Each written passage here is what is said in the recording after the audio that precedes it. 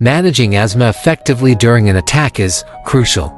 In this quick guide, we'll cover a 1-minute first aid response for asthma, offering immediate relief strategies. While these steps are helpful, seeking professional medical help remains vital. 1. Assist with inhaler use. Encourage the individual to use their prescribed inhaler. Help them to sit upright, take slow and deep breaths, and administer the prescribed number of puffs. 2. Stay calm and reassure. Anxiety can exacerbate asthma symptoms. Maintain a calm environment, reassure the person, and encourage them to focus on slow, controlled breathing. 3.